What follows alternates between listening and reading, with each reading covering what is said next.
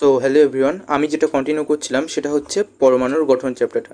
তো পরমাণুর গঠন চ্যাপ্টারের প্রথম যে থিওরিগুলো আছে, যে অ্যাটমিক থিওরিগুলো আছে, এরকম পরমাণু মডেলগুলো আমি তোমাদেরকে আগের দিন পড়িয়েছিলাম। তো আজকে আমি পড়াবো এই চ্যাপ্টারের সেকেন্ড পার্ট, অর্থাৎ আজকে আমি শুরু করব। তোমাদের দেখো সেকেন্ড পার্ট, এগুলো তোমাদেরকে আগে পার্টে পড়িয়েছিলাম, তোমরা যারা দেখোনি তারা এক্ষুনি দেখে নিও। আর আজকে দেখো চালু করব আমরা বিভিন্ন কক্ষপথে ইলেকট্রনগুলোর বিন্যাস কেমন হয় সেটা সম্পর্কে আলোচনা করব। আর পুরোপুরি এনসিইআরটির বই পুরোপুরি তোমাদের, তোমরা যেমনটা জানো যে তোমাদের পুরোপুরি বুঝিয়ে দিই, তো তেমনভাবেই বুঝিয়ে দেবো, তোমাদের পুরোপুরি কনসেপ্ট ক্লিয়ার হয়ে যাবে। তো চলো প্রথম দেখো ইলেকট্রন কক্ষপথে কীভাবে বিন্যস্ত হয় সেটা তোমাদের এখানে শেখাচ্ছে। তো অ্যাকচুয়ালি কী হয়, আগের চ্যাপ্টারে মানে আগের পার্টে আমি শিখিয়েছি তোমাদেরকে যে একটা পরমাণুর মধ্যে নিউক্লিয়াস থাকে, আর সেই নিউক্লিয়াসের চারিপাশে কিন্তু ইলেকট্রনগুলো নির্দিষ্ট কক্ষপথে, যেটা বোরের মডেল অনুসারে একটা নির্দিষ্ট কক্ষপথ থাকে, সেই কক্ষপথে ইলেকট্রনগুলো কিন্তু সজ্জিত থাকে। ঠিক আছে, তো এই ইলেকট্রনগুলো কিভাবে পরমাণুর কক্ষপথে সজ্জিত থাকে সেই কনসেপ্টটা এখানে আমরা শিখব। তো চলো প্রথমে দেখো কি লিখেছে, বিভিন্ন কক্ষপথে ইলেকট্রনের সজ্জা বা বিন্যাস সম্পর্কে বোর এবং বিউরি কয়েকটি প্রস্তাব দেন। তো মনে রাখবা, এই যে ইলেকট্রনের সজ্জা বা ইলেকট্রন বিন্যাস, সেই নিয়মকানুনগুলো চালু করেন বোর এবং বিউরি। তো সেই জন্যে এই নিয়ম, যে ইলেকট্রন বিন্যাসের নিয়ম, সেই নিয়মগুলোকে বলা হয় বোর অ্যান্ড বিউরির নিয়ম। কি বলা হয়? Bohr and Bury rule. বোঝা গেল? চলো এবার নেক্সট পেজে দেখা যাক কি বলছে। দেখো এখানে বিভিন্ন নিয়মগুলো, যে পরমাণুর মধ্যে ইলেকট্রনগুলো কেমনভাবে সজ্জিত থাকে তার নিয়মগুলো বলেছে। প্রথমেই তোমরা মনে রাখবা যে সর্বাধিক কোনো একটা কক্ষপথে সর্বাধিক, ম্যাক্সিমাম, কথাটা হাইলাইট করে দেখো, ম্যাক্সিমাম 2n² সংখ্যক ইলেকট্রন থাকে। একটা যে কোনো কক্ষপথে সর্বাধিক 2n² সংখ্যক ইলেকট্রন থাকে, যেখানে n এর মান কত? যেখানে n এর মান হচ্ছে কক্ষপথ সংখ্যা। যদি তুমি কক্ষপথ সংখ্যা 1 নাও তাহলে সেখানে সর্বাধিক ইলেকট্রন থাকতে পারে 2n², মানে 2 গুণ 1-এর স্কোয়ার, তার মানে হচ্ছে সর্বাধিক 2। অর্থাৎ প্রথম কক্ষপথের সর্বাধিক ইলেকট্রন সংখ্যা কত? প্রথম কক্ষপথের সর্বাধিক ইলেকট্রন সংখ্যা হচ্ছে 2। যদি আমরা দেখি দ্বিতীয় কক্ষপথে, অর্থাৎ n সমান কত? n সমান যদি 2 নিই তাহলে 2n² সূত্র অনুযায়ী কী হবে? 2 গুণ 2-এর স্কোয়ার মানে 4, আর 4 দুগুণে হবে 8। অর্থাৎ দ্বিতীয় কক্ষপথে সর্বাধিক 8টা ইলেকট্রন নিতে পারে। ঠিক আছে, দেখো এখানে n হলো শক্তি স্তরের ক্রমিক সংখ্যা, অর্থাৎ 1, 2, 3, অথবা কক্ষপথের সংখ্যা, যেটা আমি তোমাদেরকে বললাম। তো এখানে দেখো কিছু বলে দিয়েছে, যেমন কে কক্ষপথের 2n², কে কক্ষপথের মান আমরা জানি, কে কক্ষপথের মান হচ্ছে 1, তারপরে থাকে l, তারপরে m, তারপরে n। দেখো এখানে ক্যালকুলেশনগুলো দেখে নিও একটু। ঠিক আছে, নেক্সট নিয়ম হচ্ছে পরমাণুর বহিরতম কক্ষে সর্বাধিক 8টা ইলেকট্রন থাকতে পারে। সবচেয়ে বাইরের কক্ষপথ, অর্থাৎ একটা পরমাণুতে, দেখো আমরা পড়েছি আগের পার্টে, তোমাদেরকে আমি শিখিয়েছি যে কোনো পরমাণুতে সর্বাধিক 7টা কক্ষপথ থাকতে পারে। কি কি তার নাম? কে, এল, এম, এন, ও, পি, কিউ। কটা হলো? 7টা কক্ষপথ কিন্তু এখানে তুমি দেখতে পাচ্ছ। আর এই কক্ষপথগুলোর কিন্তু প্রত্যেকটা পরমাণুতে থাকে না। বোঝা গেল? সবকটা কক্ষপথ কিন্তু প্রত্যেকটা পরমাণুতে থাকে না। যেমন যদি তুমি হাইড্রোজেন নাও, হাইড্রোজেনের কিন্তু একটাই কক্ষপথ থাকে। ঠিক আছে, হাইড্রোজেনের একটাই কক্ষপথ। যদি তুমি হিলিয়াম নাও, হিলিয়ামেরও কিন্তু একটাই কক্ষপথ থাকবে। ঠিক আছে, কে কক্ষপথ থাকবে? প্রথম কক্ষপথে থাকবে, বাকি কিন্তু এগুলো থাকবে না। ঠিক আছে, তারপরে যদি লিথিয়াম নাও, সেখানে কিন্তু 2টো কক্ষপথ থাকবে। এরকমভাবে বিভিন্ন পরমাণুতে বিভিন্ন কক্ষপথ সংখ্যা থাকতে পারে। কিন্তু তোমাদের সবচেয়ে নিয়ম যেটা মনে রাখতে হবে সেটা হচ্ছে সর্বস্থ কক্ষে সবচেয়ে বেশি সর্বাধিক 8টা ইলেকট্রন থাকতে পারে। কটা ইলেকট্রন? 8টা ইলেকট্রন। তো এই নিয়মটাকেই, সর্বাধিক যে 8টা ইলেকট্রন থাকতে পারে সেটাকেই কিন্তু অক্টেট রুল বলা হয়। ঠিক আছে, অক্টেট রুল যদি পূর্ণ হয়, অর্থাৎ সবচেয়ে বাইরের কক্ষপথে যদি 8টা ইলেকট্রন থাকে, তবে সেই পরমাণুটা সুস্থির হবে। সুস্থির মানে কি? সুস্থির মানে হচ্ছে স্টেবল হবে। ঠিক আছে, অর্থাৎ পরমাণুটার পরিবেশে একটা অস্তিত্ব থাকবে। ঠিক আছে, কিন্তু একটা কথা মনে রাখবা, এখানে ডিপ্লেট রুল বলে আরেকটা কথা আছে। ডিপ্লেট রুল কি রুল? ডিপ্লেট রুল। ডিপ্লেট রুল মানে হচ্ছে সর্বস্থ কক্ষে 2টো ইলেকট্রন থাকতে পারে। তো এটা সীমাবদ্ধ কোন কোন পরমাণুর মধ্যে? এটা লিমিটেড কিছু পরমাণুর মধ্যে সীমাবদ্ধ। যেমন প্রথম কিছু পরমাণু, যেমন হাইড্রোজেন, হিলিয়াম, ঠিক আছে, লিথিয়াম, বেরিলিয়াম, বোরন। ঠিক আছে, এই পরমাণুগুলোর সর্বস্থ কক্ষে 2টো ইলেকট্রন থাকলেই তারা কিন্তু সুস্থির অথবা স্টেবল হতে পারে। তো এই নিয়মটাকে বলা হয় ডিপ্লেট রুল। ঠিক আছে, আর সবচেয়ে বাইরের কক্ষপথে বাকি যত পরমাণু আছে, সবচেয়ে বাইরের কক্ষে 8টা ইলেকট্রন থাকে, তবেই কিন্তু তারা স্টেবলটা হতে পারে। ঠিক আছে, আচ্ছা, নেক্সট হচ্ছে কোনো একটি পরমাণুর নিম্নতর শক্তির খোলে অর্থাৎ শেলে ইলেকট্রন বিন্যাস পূর্ণ না হওয়া পর্যন্ত উচ্চতর শক্তির খোলে কোনো ইলেকট্রন প্রবেশ করতে পারবে না। তাহলে দাদা এর মানেটা কি? এর মানেটা তোমাদের এখন বোঝাবো। দেখো এর মানেটা কি ভালো করে তোমাদের একটু বোঝায়। এখানে দেখো বলেছে নিম্নতর শক্তির শেল মানে কি, মানে ধরো একটা পরমাণুতে, একটা পরমাণু ধরলাম এটা একটা নিউক্লিয়াস, একটা শক্তিস্তর, দুটো শক্তিস্তর বা শেল, তিনটে শক্তিস্তর বা শেল বা কক্ষপথ, তিনটে কক্ষপথ আছে, ঠিক আছে। তো এই তিনটে কক্ষপথ এখানে কি বলতে চাচ্ছে যে নিম্নতর শক্তিস্তর মানে নিম্নতম যে কক্ষপথটা আছে সেটার যতগুলো ইলেকট্রন নিতে পারে সর্বাধিক, সেটা দিতে হবে তোমাকে, সেটা দিয়ে সেই কক্ষপথটা পূর্ণ করতে হবে, তবেই সে পরের কক্ষপথে পূর্ণ হতে পারে। যেমন প্রথম কক্ষপথ আমরা যদি নিই কে কক্ষপথ, সেই কে কক্ষপথে দেখো দুটো ইলেকট্রন সর্বাধিক নিতে পারে। তো তোমার কাছে যদি 10টা ইলেকট্রন থাকে, ঠিক আছে, কটা ইলেকট্রন? 10টা ইলেকট্রন থাকে, তাহলে তুমি প্রথম কক্ষপথে সর্বাধিক কিন্তু দুটোই দিতে পারবা, দুটো দিলে প্রথম কক্ষপথটা ফুলফিল হয়ে যাবে, ঠিক আছে। তো এখানে সেটাই বলছে যে প্রথম কক্ষপথ মানে নিম্নতর শক্তিস্তরগুলো বা নিম্নতম কক্ষপথগুলো পূর্ণ না হওয়া পর্যন্ত তুমি পরের কক্ষপথে কিন্তু যেতে পারবে না। বোঝা গেল? তো এটাই বলতে চাচ্ছি। তো প্রথম কক্ষপথে সর্বাধিক দুটো নিতে পারে, সেটা পূর্ণ হবে, তারপরেই সে পরের কক্ষপথে যেতে পারবে। তো প্রথম কক্ষপথে দুটো ইলেকট্রন দেখো পূর্ণ করে দিলাম, তারপরে বাকি থাকলো কটা? 10 থেকে দুটো বাদ দিলে 8টা বাকি থাকলো। ওই 8টার মধ্যে দেখো পরের কক্ষপথটা অর্থাৎ সেকেন্ড কক্ষপথটা সর্বাধিক কটা নিতে পারে? 2n² সূত্র থেকে আমরা জানতে পারি 2 গুণ 2 যেহেতু দ্বিতীয় কক্ষপথ, সেহেতু এখানে সর্বাধিক 8টা নিতে পারে। তো এখানে সর্বাধিক কিন্তু 8টা ইলেকট্রন চলে যেতে পারে, যেহেতু আমাদের 8টা বাকি আছে, তো এখানে 8টা ইলেকট্রন কিন্তু চলে যাবে। যদি এখানে কটা হলো? 1 2 3 4 5 6 7 8, যদি এখানে 10টা টোটাল 10টা ইলেকট্রনের বদলে যদি 12টা হতো, তারপরে কিন্তু এই 8টা ফুলফিল হয়ে যাওয়ার পরেই কিন্তু পরের কক্ষপথে ইলেকট্রন যেতে পারতো। কিন্তু এখানে 10টায় রয়েছে দেখো, সেই জন্য আমি 10টাতেই মানে দুটো কক্ষপথেই সম্পূর্ণভাবে ফিল করতে পারলাম, ঠিক আছে। তো এখানে সেটাই বলছে যে নিম্নতর শক্তি স্তর অর্থাৎ সবচেয়ে কম যে কক্ষপথে, সবচেয়ে কাছের যে কক্ষপথে সেটা পূর্ণ হবে, তারপরে পরের কক্ষপথে যাবে, সেটাও যখন পূর্ণ হবে তারপরে পরের কক্ষপথে যাবে। এমনভাবে কিন্তু ইলেকট্রন তোমাকে সজ্জিত করতে হবে বা ইলেকট্রন বিন্যাস করতে হবে, ঠিক আছে। নেক্সট দেখো আমাদের ইলেকট্রন বিন্যাসের ক্ষেত্রে সবচেয়ে ইম্পর্টেন্ট একটা জিনিস, সেটা হচ্ছে আর তোমাদের যে প্রথম 20টা মৌল আছে সেই 20টা মৌলের ইলেকট্রন বিন্যাস তোমাদের মনে রাখতে হবে, ঠিক আছে। মনে রাখার সহজ উপায় আমি বলে দেবো। আর এখানে কতগুলো প্রোটন আছে কতগুলো ইলেকট্রন আছে সেটাও তোমরা সহজে মনে রাখতে পারবা।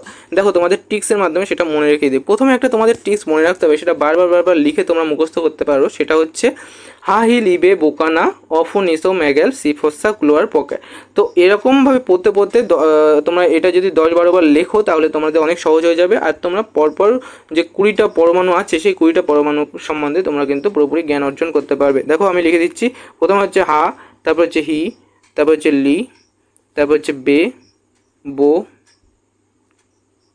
কা, না, অ, ফু, নি, সো, ম্যাগ, এল, সি, ফস, সা, ক্লো, আর, প, কেল, লাস্টে আছে কেল। তাহলে এর পুরো নামগুলো কি? এর পুরো নামগুলো আমি একটু বলে দিই, তোমরা জেনে রাখো। যে হা মানে হাইড্রোজেন, হি মানে helium, lithium, beryllium, boron, carbon, nitrogen, oxygen, fluorine, neon, sodium, magnesium, aluminium, silicon, phosphorus, sulphur, chlorine, argon, potassium আর ক্যালসিয়াম, ঠিক আছে। এগুলো পরপর আছে কিন্তু। যেমন প্রথমে হাইড্রোজেনের যদি ধরো এর অ্যাটমিক নাম্বার অথবা পরমাণুর সংখ্যা হচ্ছে 1, ঠিক আছে। হিলিয়ামের 2, লিথিয়ামের 3, বেরিলিয়ামের 4, বোরনের 5, কার্বনের 6, নাইট্রোজেনের 7, অক্সিজেনের 8, ফ্লোরিনের 9, নিয়নের 10, সোডিয়ামের 11, ম্যাগনেসিয়ামের 12, অ্যালুমিনিয়ামের 13, সিলিকনের 14, ফসফরাসের 15, সালফারের 16, ক্লোরিনের 17, তারপরে আর্গনের হচ্ছে 18, পটাশিয়ামের হচ্ছে 19 আর হচ্ছে ক্যালসিয়ামের হচ্ছে 20।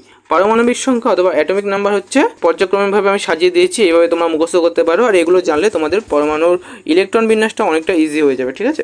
এবার তোমরা এখানে ইলেকট্রন বিন্যাসগুলো একটু দেখে নাও ভালো করে, ইলেকট্রন বিন্যাস কোনটা কেমন আছে। যেমন হাইড্রোজেনের একটাই ইলেকট্রন আছে, সেটা হচ্ছে প্রথম কক্ষপথে দিয়ে দিচ্ছে। তো এর যদি ইলেকট্রন বিন্যাস লিখতে দেয় তাহলে হাইড্রোজেনের কেমনভাবে লিখবে? হাইড্রোজেনের 1, ঠিক আছে। তারপরে হিলিয়ামের দেখো দুটো আছে, তো হিলিয়ামের কেমনভাবে লিখবা, হিলিয়ামের হচ্ছে 2 এরকমভাবে লিখে দিবা, ঠিক আছে। তারপর লিথিয়ামের দেখো কেমনভাবে লিখবা, লিথিয়ামের ইলেকট্রন বিন্যাস হচ্ছে 2 1 এরকমভাবে, ঠিক আছে। এরকমভাবে যদি আর্গনের লেখো, আর্গনের কত আছে, 18টা আছে, তো 18 কেমনভাবে লিখবা, আর্গনের আর্গনের কেমনভাবে লিখবা, প্রথমে দুটো ইলেকট্রন যাবে প্রথম কক্ষপথে, তারপরে 8টা ইলেকট্রন যাবে, তারপরে দেখো বাকি থাকলো আরও 8টা, ঠিক আছে। তো তারপরে 8 বসিয়ে দিলে, ঠিক আছে। দেখো 8 আর 2 10, 8 18, ঠিক আছে। তাহলে আর্গনের ইলেকট্রন বিন্যাস দেখে ফেললে তোমরা। তারপরে যদি ক্যালসিয়াম থাকে, তাহলে ক্যালসিয়ামে কেমন হবে, ক্যালসিয়ামেরটা আমি দেখিয়ে দিলাম। ক্যালসিয়ামে হচ্ছে 20 পারমাণবিক সংখ্যা, তো এখানে ইলেকট্রন বিন্যাস কেমন হবে, 2 8 8 2। কীভাবে হলো দেখো, পরপর আমি পূর্ণ করতে করতে আসছি। যেমন ক্যালসিয়ামে হচ্ছে 20টা কিন্তু অ্যাটমিক নাম্বার অথবা ইলেকট্রন আছে, তো ক্যালসিয়ামের কেমন হবে দেখো, 20টা থাকলে প্রথম দুটো যাবে প্রথম কক্ষপথে, তারপরে 8টা দ্বিতীয় কক্ষপথে, ম্যাক্সিমাম 8টাই নিতে পারে। তারপরে দেখো তৃতীয় কক্ষপথেও 8টাই দিচ্ছি, কেন, কারণ তৃতীয় কক্ষপথে 8টার যদি বেশি দিই 10টা দিই, যেহেতু তৃতীয় কক্ষপথ সর্বাধিক কতগুলো নিতে পারে, অনেকগুলোই নিতে পারে, 18টা নিতে পারে, তাই না। 2n² যদি আমরা সূত্রটা অ্যাপ্লাই করি, 2 গুণ তৃতীয় কক্ষপথ 3-এর স্কোয়ার মানে 9, অর্থাৎ 18টা ইলেকট্রন নিতে পারি। কিন্তু আমরা দিচ্ছি দেখো 8টা, কেন দিচ্ছি, কারণ এই দুটো ইলেকট্রন সেটাও যদি আমরা এই তৃতীয় কক্ষপথে দিয়ে দিই, তাহলে সর্ববহিস্থ কক্ষপথ কোনটা হয়ে যাচ্ছে, তৃতীয় কক্ষপথ হয়ে যাচ্ছে। আর তৃতীয় কক্ষপথ যেহেতু সর্ববহিস্থ কক্ষপথ হয়ে যাচ্ছে, আর আমরা জানি সর্ববহিস্থ কক্ষপথে 8টার বেশি ইলেকট্রন আমরা রাখতে পারবো না, তো সেই নিয়মটা আমরা যদি খাটাই তাহলে এখানে কিন্তু ভুল হয়ে যাবে। তো সেই জন্য আমরা তৃতীয় কক্ষপথে 8টা ইলেকট্রন দিচ্ছি, চতুর্থ কক্ষপথে 2টো ইলেকট্রন বসিয়ে দিচ্ছি, বোঝা গেল। তো এই জন্য আমাদের ইলেকট্রন বিন্যাসটা এমন হচ্ছে। তো নেক্সট দেখো আমাদের কি আছে, যোজ্যতা। মোস্ট ইম্পর্টেন্ট, আমাদের একটা রাসায়নিক বিক্রিয়া করার জন্য যোজ্যতা বিষয়টা জানা অনেক ইম্পর্টেন্ট। রাসায়নিক বিক্রিয়া যোজ্যতার মাধ্যমে হয়, ঠিক আছে। তো দেখো এখানে কি বলেছে, কোনো পরমাণুর বহিরতম কক্ষস্থিত ইলেকট্রনগুলোকে যোজক ইলেকট্রন বলে। যোজ্যতা জানার আগে তোমাদের যেটা জানতে হবে সেটা হচ্ছে যোজক ইলেকট্রন। তো যোজক ইলেকট্রন কোনগুলো বলে, দেখো যে কোনো একটা পরমাণু নিলে সেই পরমাণুর সবচেয়ে বাইরের কক্ষপথের দিকে লক্ষ্য করলে সেই সবচেয়ে বাইরের কক্ষপথে যতগুলো ইলেকট্রন আছে সেটাকে যোজক ইলেকট্রন বলে। যেমন কার্বনের যদি তুমি দেখো, কার্বনের দেখো এটা ভালো করে দেখো, কার্বনের সর্বস্থ কক্ষপথ কোনটা, এইটা। আর এখানে কতগুলো ইলেকট্রন আছে, 4টে ইলেকট্রন আছে, দেখতে পাচ্ছ তোমরা, 4টে ইলেকট্রনকেই আমরা বলবো যোজক ইলেকট্রন, বোঝা গেল। তাহলে তোমরা বলবা যে দাদা যোজক ইলেকট্রন তো বুঝলাম, কিন্তু যোজ্যতা জিনিসটা কি, দেখো যোজ্যতা জিনিসটা হচ্ছে যতগুলো ইলেকট্রন, ভালো করে আমার কথার উপর ধ্যান দাও, যে যতগুলো ইলেকট্রন কোনো পরমাণু গ্রহণ করলে অথবা যতগুলো ইলেকট্রন পরমাণু বর্জন করলে সেটা অক্টেট রুল অথবা ডিপ্লেট রুল যে কোনো একটা ফলো করবে, অর্থাৎ স্টেবল হবে। মোট কথা স্টেবল হতে পারে। তো যতগুলো ইলেকট্রন সে গ্রহণ করলে সে সর্বস্থ কক্ষে 8টা ইলেকট্রন পূর্ণ হবে, অথবা যতগুলো ইলেকট্রন বর্জন করলে 8টা ইলেকট্রন পূর্ণ হবে, সেটাকেই সেই ইলেকট্রনের সংখ্যাটাকেই কিন্তু আমরা যোজ্যতা বলবো, বোঝা গেল। আরেকবার বলি, একটা পরমাণু যতগুলো ইলেকট্রন গ্রহণ করলে সে স্টেবল হবে, অথবা যতগুলো ইলেকট্রন বর্জন করলে সে স্টেবল হবে, সেটাকে আমরা যোজ্যতা বলবো, বোঝা গেল। এখানে দেখেন কি বলছে, যে সকল পরমাণুর বহিরতম কক্ষ সম্পূর্ণভাবে পূর্ণ তাদেরকে রাসায়নিকভাবে সক্রিয়তা অনেক কম। তো যারা পূর্ণ থাকে সম্পূর্ণভাবে, অর্থাৎ 8টা ইলেকট্রনে কিন্তু পূর্ণ থাকে, তাদেরকে বলবো নিষ্ক্রিয় মৌল, ঠিক আছে। তাদেরকে কি বলবো আমরা, নিষ্ক্রিয় মৌল বলবো। কেন বলবো, কারণ তারা রাসায়নিকভাবে খুবই কম অ্যাক্টিভ, বোঝা গেল। অন্যভাবে বলা যেতে পারে যে তাদের যোজন ক্ষমতা বা যোজ্যতা শূন্য।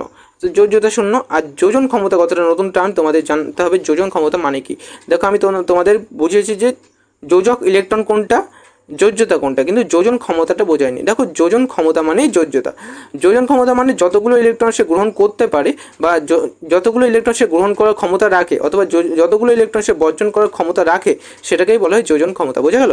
দেখো এই নিষ্ক্রিয় মৌলগুলোর মধ্যে কি বলছে, দেখো এই নিষ্ক্রিয় মৌলগুলোর মধ্যে হিলিয়াম অণুর বহিরতম কক্ষে 2টো ইলেকট্রন থাকে। অন্যান্য নিষ্ক্রিয় মৌলগুলির পরমাণুর সর্ববহিস্থ কক্ষে 8টা ইলেকট্রন থাকে। তাহলে এই যে নিষ্ক্রিয় মৌলগুলো তাদের সর্ববহিস্থ কক্ষে কটা ইলেকট্রন থাকে, ইন জেনারেল বলতে গেলে 8টা ইলেকট্রন থাকে, কিন্তু হিলিয়ামের ক্ষেত্রে মাত্র 2টো ইলেকট্রন থাকে, বোঝা গেল। আমি যেটা বলছিলাম যে সর্ববহিস্থ কক্ষে 8টা ইলেকট্রন থাকলে সেই পরমাণুটা স্টেবল হয়। দেখো এখানে লেখা রয়েছে যে 8টি ইলেকট্রন বিশিষ্ট বহিরতম কক্ষটিকে কি বলে, অক্টেট বিন্যাস বলা হয়। যদি 8টা ইলেকট্রন পূর্ণ হয়ে যায় তাহলে সেই সবচেয়ে বাইরের কক্ষপথটাকে বলা হবে কি, অক্টেট বিন্যাস বলা হবে, ঠিক আছে। সেই বাইরের কক্ষে ইলেকট্রন বিন্যাসকে কি বলা হবে, অক্টেট বিন্যাস বলা হবে, বোঝা গেল। এবার দেখো পরে আমরা চলে যাই, দেখো পরমাণুর ইলেকট্রন গ্রহণ করে, ত্যাগ করে এবং সমভাগ করে বহিরতম কক্ষে এই অষ্টক বিন্যাস লাভ করে। যে সংখ্যক ইলেকট্রন লাভ করে অথবা ত্যাগ করে অথবা সমভাগ করে বহিরতম কক্ষে অষ্টক ইলেকট্রন সৃষ্টি হয় সেই সংখ্যাটিকে মৌলের যোজন ক্ষমতা অর্থাৎ যোজ্যতা হিসেবে প্রকাশ করা হয়। উদাহরণস্বরূপ হাইড্রোজেন, লিথিয়াম, সোডিয়াম পরমাণুর সর্বস্থ কক্ষে একটি করে ইলেকট্রন থাকে। দেখো এটাই আমি তোমাদেরকে বোঝালাম যে 8টা ইলেকট্রন থাকলে তো স্টেবল হয়। তো একটা পরমাণুর কতগুলো ইলেকট্রন গ্রহণ করলে অথবা কতগুলো ইলেকট্রন বর্জন করলে সেই ইলেকট্রনটা মানে সেই 8টা ইলেকট্রন পূর্ণ হবে, সেটাই তাকে যোজ্যতা বা যোজন ক্ষমতা বলবে। তো তোমাদের এখানে আরেকটা টার্ম তোমাদের অচেনা মতো মনে হতে পারে, সেটা হচ্ছে এই দেখো এখানে সমভাগ করে। সমভাগ করে মানেটা তোমাদের একটু অপরিচিত মনে হতে পারে। যেমন আমি বলে দিয়েছি যে লাভ করে মানে গ্রহণ করা আর ত্যাগ করা মানে বর্জন করা, এই দুটো আমি বলে দিয়েছি। বাট সমভাগ করে কিভাবে অষ্টক পূর্তি পূরণ করতে পারে সেটা তোমাদের জানতে হবে। দেখো সমভাগ করে এটাকেই বলা হবে সমযোজী যৌগ। সমভাগ করে যেই মৌলগুলি অষ্টক পূর্তি ধারণ করে সেই মৌলগুলিকে সমযোজী যৌগের মাধ্যমে জুড়তে হবে। ঠিক আছে, সমযোজী যৌগের মাধ্যমে। সমযোজী যৌগ মানে কি? সমযোজী যৌগ মানে হচ্ছে দেখো ক্লোরিনের উদাহরণ যদি আমি নিই, ক্লোরিনের মধ্যে কতগুলি ইলেকট্রন আছে? 17টা ইলেকট্রন আছে। ঠিক আছে, যদি দুটো ক্লোরিন আমরা নিই তাহলে সেখানে কিন্তু এখানেও 17টা ইলেকট্রন থাকবে। তো এদের ইলেকট্রন বিন্যাস আমরা যদি দেখি তাহলে প্রথমে 2 দেবা, তবে 2-এর পরে কত? 8, তো 10টা হয়ে গেলে বাকি থাকলো 7। এখানেও 2, 8, 7। তো তোমরা এখানে দেখতে পাচ্ছ যে সবচেয়ে বাইরের কক্ষপথটা যদি লক্ষ্য করো তাহলে দেখো 7টা ইলেকট্রন অবস্থান করছে। ঠিক আছে, তো 7টা ইলেকট্রন অবস্থান করলে তো হবে না, আমাদের 8টা ইলেকট্রন অর্জন করতে হবে। তো এখন তোমরা সমভাগে ভাগ করা মানে কি? সমভাগ করা মানে কি? সমভাগ করা মানে হচ্ছে যে ধরো এখান থেকে এর তো লাস্ট কক্ষপথে 7টা ইলেকট্রন আছে ক্লোরিনের, তো এখান থেকে ক্লোরিন দেখো একটা ইলেকট্রন এখানে দিয়ে দিল, এই দুটোর মধ্যে দিয়ে দিল, দুটো ক্লোরিনের মধ্যে দিয়ে দিল। সেরকমভাবে এই ক্লোরিনটাও কিন্তু এখানে একটা ইলেকট্রন দিয়ে দিল। ঠিক আছে, দিয়ে কি করলো? এরা একটা বন্ধন গঠন করলো, এই ক্লোরিনটা আর এই ক্লোরিনটা একটা বন্ধন গঠন করে আবদ্ধ হলো। ঠিক আছে, এই যে বন্ধন গঠন করে এরা আবদ্ধ হলো, দেখো এরা তারপরে Cl2 হিসেবে থাকবে, দুটো হিসেবে থাকবে। কিন্তু দেখো এদের মধ্যেকার ইলেকট্রন বিন্যাস দেখো 7, আর এখানে এর একটা ইলেকট্রন চলে আসলো, তাহলে টোটাল 8টা ইলেকট্রন। আবার এর ক্ষেত্রেও দেখো সর্বস্থ কক্ষে টোটাল 8টা ইলেকট্রনই কিন্তু বজায় থাকলো, অর্থাৎ এদের অষ্টক পূর্তিটা কিন্তু পূরণ হলো। তার মানে ক্লোরিন শুধুমাত্র প্রকৃতিতে Cl হিসেবে থাকার থেকে Cl2 হিসেবে থাকলে বেশি স্টেবল হবে। সেই জন্য আমরা দেখতে পাই যে আমরা যে ক্লোরিন গ্যাস ইউজ করি সেই ক্লোরিন গ্যাসে Cl2 হিসেবেই থাকে, Cl হিসেবে কিন্তু থাকে না। বোঝা গেল? তো চলো আমাদের নেক্সট টপিক দেখো এখানে কি বলছে, যে উদাহরণ দেখো আরেকটা দিয়েছে ম্যাগনেসিয়াম অ্যালুমিনিয়ামের যোজ্যতা বলতে মানে এদের যোজ্যতা কত? দেখো ম্যাগনেসিয়ামের যোজ্যতা আর অ্যালুমিনিয়ামের যোজ্যতা। ম্যাগনেসিয়ামের যোজ্যতা আমি বলে দেবো, আর অ্যালুমিনিয়ামের যোজ্যতা তোমরা কমেন্টে আমাকে জানাবে। দেখো ম্যাগনেসিয়ামের পারমাণবিক সংখ্যা কত? 12টা ইলেকট্রন আছে। তো এটাকে আমরা যদি ইলেকট্রন বিন্যাসের মতো করে সাজাই, আমরা জানি কি প্রোটন সংখ্যাও যতগুলো আছে ইলেকট্রন সংখ্যাও ততগুলো আছে, অর্থাৎ পারমাণবিক সংখ্যা যেটা হবে সেটাই হচ্ছে তার ইলেকট্রন সংখ্যা। বোঝা গেল? তাহলে এখানে যদি আমরা ইলেকট্রন বিন্যাস সাজাই তাহলে দেখো 12কে 2 লিখতে পারি, তারপরে 8 লিখতে পারি, তাহলে 10টা পূর্ণ হলো, আরও দুটো। তাহলে দেখো এ দুটো ইলেকট্রন বর্জন করলে সর্ববহিস্থ কক্ষপথে কিন্তু 8টা ইলেকট্রন পেয়ে যাবে। তার মানে ম্যাগনেসিয়ামের যোজ্যতা আমরা যদি হিসেব করতে চাই তাহলে হবে 2। কত? ম্যাগনেসিয়ামের যোজ্যতা হচ্ছে 2। বোঝা গেল? দেখো যদি কোনো পরমাণুর বহিঃকক্ষে ইলেকট্রনের সংখ্যা 8-এর নিকটবর্তী হয়, অর্থাৎ 7 হয়, 6 হয়, এমন হয়, তাহলে যোজ্যতা অন্যভাবে বের করতে হয়। দেখো সিম্পল, এখানে ম্যাগনেসিয়ামের যোজ্যতা তুমি 2 বলে দিতে পারলে, কারণ সর্বস্থ কক্ষে দুটো ইলেকট্রন আছে, আর দুটো ইলেকট্রন বার করে দিলেই কিন্তু সে অষ্টক পূর্তি ধারণ করবে, অর্থাৎ 2-8 এই ইলেকট্রন বিন্যাস ধারণ করবে। কিন্তু যদি সর্বস্থ কক্ষে 7টা অথবা 8টা, যেমন ক্লোরিনের আমি দেখালাম, তেমন যদি হয় তাহলে তাদের যোজ্যতা কেমনভাবে বার করবে? তাদের যোজ্যতা বার করতে হলে 8-এর থেকে জাস্ট বিয়োগ করে দিতে হবে সেই সংখ্যাটা। অর্থাৎ যদি সেই সর্বস্থ কক্ষে সেই পরমাণুর সর্বস্থ কক্ষে 7টা ইলেকট্রন থাকে তাহলে ডিরেক্ট 8 বিয়োগ 7 করে দিলে তাদের যোজ্যতা পেয়ে যাবে 1। তার মানে ক্লোরিনের যোজ্যতা কত বলো তো? ক্লোরিনের যোজ্যতা 1 হবে, কারণ ক্লোরিনের সর্বস্থ কক্ষপথে 7টা ইলেকট্রন ছিল। বোঝা গেল? তো এখানে সেটাই বলছে। উদাহরণস্বরূপ ফ্লোরিন, ক্লোরিনের বদলে এখানে যে ফ্লোরিন পরমাণুর বহিরতম কক্ষে ইলেকট্রনের সংখ্যা হচ্ছে 7, অতএব যোজ্যতা হচ্ছে 7 হওয়া স্বাভাবিক ছিল। কিন্তু ফ্লোরিনের যোজ্যতা কত? কিন্তু এখানে দেখো 7টি ইলেকট্রন ত্যাগ করার পরিবর্তে একটি ইলেকট্রন লাভ করা অর্থাৎ গ্রহণ করা কিন্তু বেশি সহজ। অর্থাৎ তোমার যদি বলি যে 8টা করে সেট বানাও, তো 8টা সেট করতে গেলে গিয়ে দেখলে তুমি এখানে 7টা ইলেকট্রন আছে, ঠিক আছে, কটা হলো 5 6 7টা ইলেকট্রন আছে আর এখানে একটা ইলেকট্রন আছে। তো তুমি এই কটা ইলেকট্রন এখানে নিয়ে আসার পরিবর্তে তুমি তো এটাকে এখানে ডিরেক্ট নিয়ে আসবা, তাহলেই তো অনেক কাজ সহজ হয়ে গেল। তো পরমাণু কিন্তু এটাই করে, 7টা ইলেকট্রন বর্জন করার পরিবর্তে একটা ইলেকট্রন কিন্তু সে নিয়ে চলে আসে। তো সেই জন্য এদের যোজ্যতা কিন্তু এক হয়। দেখো এখানে বলছে সেই জন্য এদের যোজ্যতা নির্ণয় করতে অষ্টকের অর্থাৎ 8টি ইলেকট্রন থেকে 7টি ইলেকট্রন বিয়োগ করলে ফ্লুরিনের যোজ্যতা এক হয়। সেই জন্য একইভাবে অক্সিজেনের যোজ্যতা তোমরা বার করে আমাকে কমেন্টে জানাবে, ঠিক আছে। তো নেক্সট কনসেপ্ট দেখো, নেক্সট কনসেপ্টে কি আছে, পারমাণবিক সংখ্যা। তো পারমাণবিক সংখ্যা অথবা অ্যাটমিক নম্বর মানে কি বোঝায়? অ্যাটমিক নম্বর অথবা পারমাণবিক সংখ্যা মানে তোমরা হয়তো বুঝেই গেছো যে একটা পরমাণুর মধ্যে কতগুলো প্রোটন থাকে, কতগুলো কি থাকে, প্রোটন থাকে। কোনো পরমাণুর প্রোটন কোথায় থাকে? আগের পার্টে পড়িয়েছিলাম তোমাদেরকে, একটা পরমাণুর প্রোটন থাকে নিউক্লিয়াসের মধ্যে। তো কোনো পরমাণুর নিউক্লিয়াসের মধ্যে যতগুলি প্রোটন থাকে তাকেই বলা হবে পারমাণবিক সংখ্যা। বোঝা গেল? দেখো কোনো পরমাণুস্থিত প্রোটনের সংখ্যা ওই পরমাণুটির পারমাণবিক সংখ্যা নির্ধারণ করে। এটাকে কি দ্বারা প্রকাশ করা হয়? মোস্ট ইম্পর্টেন্ট, জেড দ্বারা প্রকাশ করা হয়, ঠিক আছে। হাইড্রোজেনের ক্ষেত্রে জেড সমান সমান 1, কারণ হাইড্রোজেনের পরমাণুর নিউক্লিয়াসে কেবলমাত্র একটি মাত্র প্রোটন আছে। তো একটি মাত্র প্রোটন থাকলে তার জেডের মান কত হবে? 1। কার্বনের ক্ষেত্রে জেডের মান হচ্ছে 6। তোমরা আমাকে কমেন্টে জানাবা যে ক্যালসিয়ামের ক্ষেত্রে জেডের মানটা কত, তোমরা আমাকে জানাবা, ঠিক আছে। নেক্সট দেখো, নেক্সট আছে হচ্ছে ভর সংখ্যা। ভর সংখ্যা মানে কি? দেখো ভর সংখ্যা হচ্ছে পরমাণুর সমস্ত ভর তোমরা জানো নিউক্লিয়াসের মধ্যে আবদ্ধ থাকে। আর নিউক্লিয়াসের মধ্যে কি কি থাকে? প্রোটন থাকে আর নিউট্রন থাকে। তো প্রোটন সংখ্যা আর নিউট্রন সংখ্যা এই দুটোর যোগফলকেই আমরা বলবো ভর সংখ্যা। বোঝা গেল?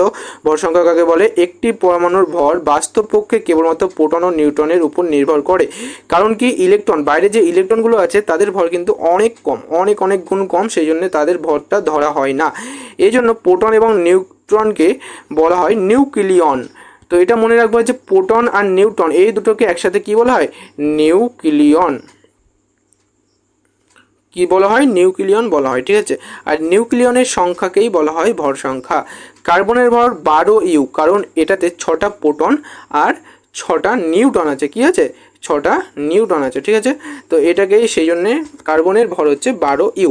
ইউ মানে কি? ভালো করে দেখো, ইউ মানে তোমাদের আগে আমি বুঝিয়েছিলাম, ইউ মানে হচ্ছে ইউনিফাইড মাস। কি বলা হয়? ইউনিফাইড মাস। ইউনিফাইড মাস হচ্ছে অ্যাটমিক মাসের একক। যেমন ভরের একক কি? ভরের একক হচ্ছে কেজি। তেমন পরমাণুর ক্ষেত্রে আমরা যদি ভর মাপি তাহলে সেটা ইউ দ্বারা প্রকাশ করা হয়। কী দ্বারা প্রকাশ করা হয়? ইউ দ্বারা প্রকাশ করা হয়। বোঝা গেল? দেখো 6u + 6u = 12u। এইভাবে কার্বনের ভর কত হচ্ছে? 12u। একই রকমভাবে অ্যালুমিনিয়ামের ক্ষেত্রে 27u। কেন 27u? কারণ এখানে 13টা প্রোটন আছে আর 14টা নিউট্রন আছে, সেই জন্য এর ভর হচ্ছে 27u। এটা মনে রাখবে ভালো করে যে পরমাণুর ভর মাপার একক হচ্ছে ইউ অথবা ইউনিফাইড মাস। বোঝা গেল? এবার দেখো একটা সংকেত অথবা চিহ্ন হিসেবে আমরা ভর সংখ্যা এবং পারমাণবিক সংখ্যাকে লিখি। কেমনভাবে লিখি? এখানে আমরা মৌলের চিহ্ন বসাই মাঝখানে, আর উপরে লিখি কি? ভর সংখ্যা। মনে রাখবা কি? উপরে কি লিখি? ভর সংখ্যা লিখি, আর নিচে লিখি পারমাণবিক সংখ্যা। তো কোনো মৌলে কতগুলি পারমাণবিক সংখ্যা আছে সেটা আমরা নিচেই লিখি, আর উপরে লিখি হচ্ছে ভর সংখ্যা। বোঝা গেল? যেমন নাইট্রোজেনের, দেখো নাইট্রোজেনের পারমাণবিক সংখ্যা হচ্ছে 7 আর ভর সংখ্যা হচ্ছে 14। তো নাইট্রোজেনকে আমরা লিখবো 14n7। একইভাবে যদি আমরা অ্যালুমিনিয়ামের ক্ষেত্রে দেখি, অ্যালুমিনিয়ামে দেখো অ্যালুমিনিয়ামে 13টা আছে প্রোটন, তো নিচে লিখবো 13টা, আর উপরে লিখবো কি?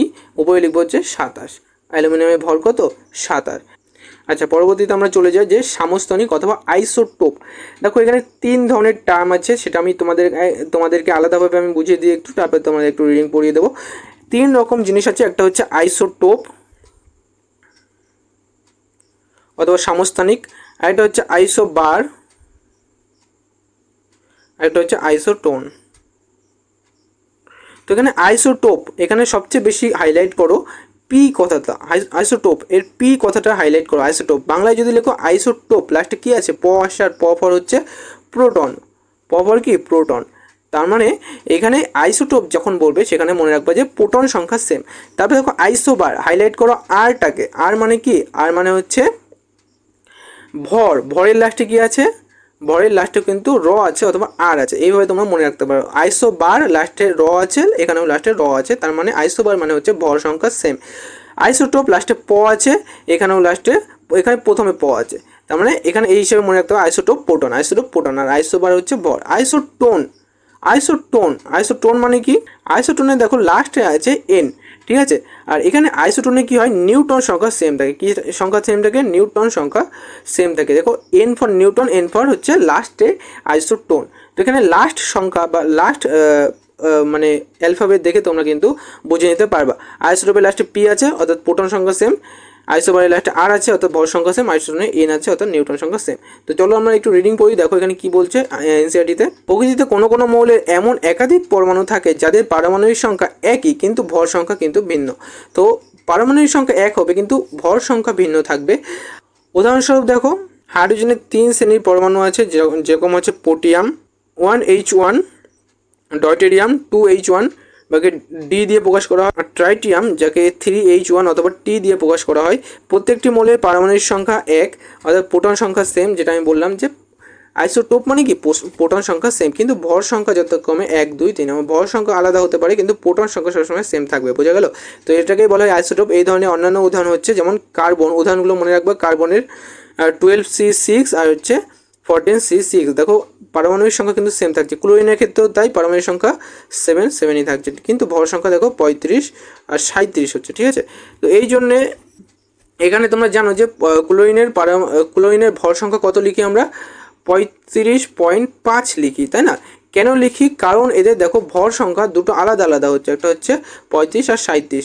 আর শুধুমাত্র দেখো তোমরা বলতে পারো যে অন্যগুলোরও তো ভর সংখ্যা আলাদা, তাহলে ক্লোরিনেরই কেন 35.5 নিচ্ছি আর কার্বনের কেন 12.5 নিচ্ছি না বা 13 নিচ্ছি না? তো এটা বলতেই পারো তোমরা। কার্বনের মধ্যে দেখো দুটো মানে আইসোটোপ রয়েছে, একটা হচ্ছে 12C6 আর একটা হচ্ছে 14C6। কিন্তু কার্বনের ভর আমরা 12 ধরি, 14 ধরি না অথবা 13 ধরি না, মাঝখানে গড়টা ধরি না। কিন্তু ক্লোরিনের ক্ষেত্রে আমরা গড়টা ধরি, গড় পারমাণবিক ভর বা এভারেজ অ্যাটমিক মাসটা আমরা নিই, সেই জন্য 35.5 আসছে, দশমিকে আসছে। তো কেন আসছে? কারণ এই দুটোর এভারেজ নিচ্ছি আমরা, ঠিক আছে? দুটো এভারেজ নিচ্ছি, আর এভারেজ নিতে হলে তো মানে এই আইসোটোপটা আমাদের প্রকৃতিতে কত পরিমাণে আছে, কত শতাংশ আছে, আর এই আইসোটোপটা কত শতাংশ আছে সেটা হিসেব করতে হয়। তো এখানে দুটো পরমাণুর মধ্যে শতাংশ যদি আমরা হিসেব করি তাহলে এদের শতাংশ মোটামুটিভাবে কম্পারিজেবল, ঠিক আছে? কম্পেয়ার করা যায় এদের। কিন্তু এই যে কার্বনের ক্ষেত্রে কিন্তু কম্পেয়ারই করা যায় না। এই যে 12C2 মানে C6 এটা সবচেয়ে বেশি পরিমাণে আছে, মানে অনেক 95 থেকে 96 অথবা তারও বেশি পরিমাণে মানে বেশি শতাংশ থাকতে পারে। কিন্তু ক্লোরিনের ক্ষেত্রে এই দুটো শতাংশ ওরকম হয় না, 75-25 এরকম পার্সেন্টেজ থাকে। সেই জন্য আমরা ক্লোরিনের ভরটা নিই, আর এখানে এভারেজ অ্যাটমিক মাস চলে আসে, তো 35.5 মানে তোমাদের ভরটা হয়। তোমাদের কোশ্চেন আসতে পারে যে ক্লোরিনের ভর 35.5 কেন? তো তোমরা ডিরেক্ট উত্তর লিখতে পারবা যে এভারেজ অ্যাটমিক মাস অথবা AAM হিসেবে, মানে এটাই এর মেন কারণ। এভারেজ হিসেবে ধরা হয়, গড় হিসেবে ধরা হয়। তারপরে দেখো কোনো মৌলের প্রতিটি সমস্থানিকই বিশুদ্ধ পদার্থ। সমস্থানিকগুলোর রাসায়নিক ধর্ম একই প্রকারই কিন্তু ভৌতিক ধর্ম আলাদা। তো সমস্থানিকের রাসায়নিক ধর্ম এক হলেও ভৌতিক ধর্ম অর্থাৎ পরিবেশের যে ধর্মটা দেখায় সেটা কিন্তু আলাদা হতেই পারে, ঠিক আছে? এরপরে ক্লোরিনের ভর যেটা আমি বোঝালাম তোমাদেরকে সেটা এখানে বলে দিচ্ছি। দেখো ক্লোরিনের প্রকৃতিতে দুটি সমস্থানিক থাকে, একটা হচ্ছে 35 একটা হচ্ছে 37। দেখো 3:1 অনুপাতে থাকে, যেমনটা আমি বললাম 75-25। 3:1 মানে কি 75% থাকে একটা, আর একটা হচ্ছে 25%। 75% কি থাকে? 35 75% থাকে, আর 37 হচ্ছে 25% থাকে। প্রাকৃতিক কোনো মৌলের পরমাণুর ভর ওই মৌলের প্রকৃতিতে বিদ্যমান সকল পরমাণুর ভরের গড় হিসেব নেওয়া হয়। যদি কোনো মৌলের সমস্থানিক না থাকে তাহলে ওই মৌলের পরমাণুর ভরই হবে প্রোটন অথবা নিউটনের এবং নিউটনের সমষ্টি। কিন্তু কোনো মৌলের যদি সমস্থানিক থাকে তাহলে প্রত্যেকটি সমস্থানিকের শতাংশ জানতে হবে এবং তারপর গড় নির্ণয় করতে হবে, যেমনটা আমি একটু আগে বোঝালাম তোমাদেরকে। চলো আর বোঝাচ্ছি না। এবার দেখো এখানে ক্যালকুলেশনটাই বলে দিয়েছে। 35 গুণ কত করেছে? 75/100, যেহেতু 75%, তারপরে হচ্ছে 37 গুণ 25/100। তারপর এটা ক্যালকুলেশন করে দেখো 35.5 ইউ এটা আসছে, আর এটাই আমরা ক্লোরিনের পারমাণবিক ভর হিসেবে গণনা করি। এরপরে আছে দেখো ব্যবহার। কিসের ব্যবহার? না, আইসোটোপের ব্যবহার। কিসের ব্যবহার? আইসোটোপের ব্যবহার, অর্থাৎ যে সমান পারমাণবিক সংখ্যাযুক্ত যে যৌগগুলো আছে তাদের ব্যবহার। কী কী ব্যবহার? দেখো ইউরেনিয়ামের একটি সমস্থানিক নিউক্লিয় রিঅ্যাক্টরে, অর্থাৎ নিউক্লিয়ার রিঅ্যাক্টরে কী হয়? ইন্ধন হিসেবে, ইন্ধন মানে কি জ্বালানি হিসেবে ব্যবহার করা হয়। তাহলে নিউক্লিয়ার রিঅ্যাক্টর মানে যেখানে রেডিও অ্যাক্টিভের মাধ্যমে বিভিন্ন মানে শক্তি উৎপাদন করা হয় রেডিও অ্যাক্টিভের সাহায্যে, সেরকম নিউক্লিয়ার রিঅ্যাক্টরে ইন্ধন হিসেবে ব্যবহার করা হয় কি? ইউরেনিয়ামের একটা সমস্থানিক অথবা আইসোটোপ। কোবাল্টের একটি সমস্থানিক কর্কট রোগ অথবা ক্যান্সার রোগের চিকিৎসা সারাতে ব্যবহার করা হয়। কোবাল্টের একটি সমস্থানিক, মনে রাখবে কোবাল্টের একটি আইসোটোপ কিসের সাহায্য করে? ক্যান্সার রোগ সারাতে। তারপরে দেখো আয়োডিনের একটি সমস্থানিক গলগণ্ড রোগ সারাতে ব্যবহার করা হয়। তারপরে সমভারী বা আইসোবার, যেটা মানে কি সেটা আমি বলে দিয়েছি আগে। আইসোবার মানে কি ভর সংখ্যা সমান হয়। ক্যালসিয়ামের পারমাণবিক সংখ্যা 20, আর্গনের পারমাণবিক সংখ্যা কত? 18। কিন্তু দুটো মৌলের ক্ষেত্রে ইলেকট্রন সংখ্যা ভিন্ন, কিন্তু ভর সংখ্যা হচ্ছে 40। দেখো ইলেকট্রন সংখ্যা ভিন্ন হলেও এখানে কি হচ্ছে? ভর সংখ্যা 40 হচ্ছে। কেন 40 হচ্ছে? দেখো প্রোটন সংখ্যা যদিও প্রথমে মানে ক্যালসিয়ামের 20 আর আর্গনের 18, কিন্তু নিউটন সংখ্যা যদি ধরো তাহলে নিউটন সংখ্যা ক্যালসিয়ামের 20টা আর আর্গনের ক্ষেত্রে নিউটন সংখ্যা হচ্ছে 22টা। তাহলে ভর কত হলো? ভর দেখো 40 আসছে দুটোর ক্ষেত্রে। আর যেহেতু দুটোর ক্ষেত্রে 40 আসছে, তো সেহেতু ক্যালসিয়াম এবং আর্গন এই দুটোকে কি বলা হয়? সমভারী অথবা আইসোবার। বোঝা গেল? তারপরে দেখো, তো এখানে আমাদের চ্যাপ্টার শেষ হয়ে যাচ্ছে। এরপরে ওয়ান লাইনার কিছু লাইন আছে, এই লাইনগুলো তোমাদের আমি একটা ছোট লেকচারের মাধ্যমে বুঝিয়ে দেবো খুনি, ভালো করে একবার রিভিশন করিয়ে দেবো খুনি। আজকের লেকচার এই পর্যন্ত। ভালো লাগলে একটা লাইক করে দিও আর আমার চ্যানেলটাকে সাবস্ক্রাইব করে দিও। অনেক ধন্যবাদ তোমাদের। Thank you.